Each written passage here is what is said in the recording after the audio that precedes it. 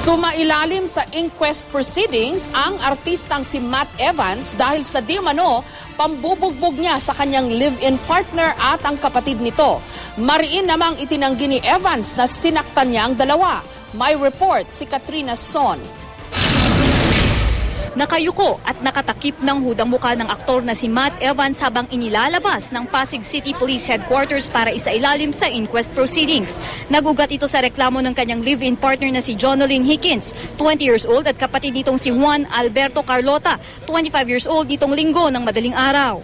So nagkaroon sila ng pagtatalo, umakyat sila sa second floor ng bahay na inuupahan nila.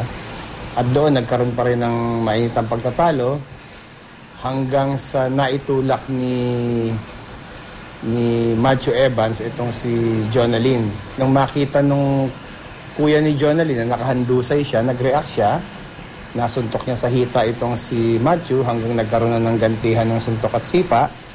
Physical injuries in relation to RA 9262 ang isinampa kay Matthew Nicholas Evans o Matt Evans. Ang kapatid ni Jonalyn na si Carlota, nagsampa rin ng reklamong slight physical injuries matapos sumailalim sa inquest proceedings. Tumanggi pa rin magbigay ng pahayag ang aktor na inabot na ng pagdiriwang ng kanyang ika-24 na kaarawan sa kulungan. Hindi rin humarap sa kamera ang abogado niyang si Attorney Jerry Lee Rico, pero sabi nito na inaayos na nila na makapagpiyansa si Matt at makalabas ng kulungan.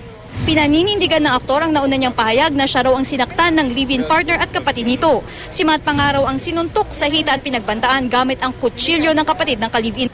Pero sa ngayon daw, tila may umaayos na. Nakarating sa amin, meron daw nag-a-attempt na pag-ayusin sila. Pero sa ngayon, wala pa namang kaming formal na kasulatan na nakikita na nag-ayos na sila. Nangako rin ng kampo ni Evans paglabas ng kulungan, magbibigay sila ng pahayag. Katrina Son, GMA News.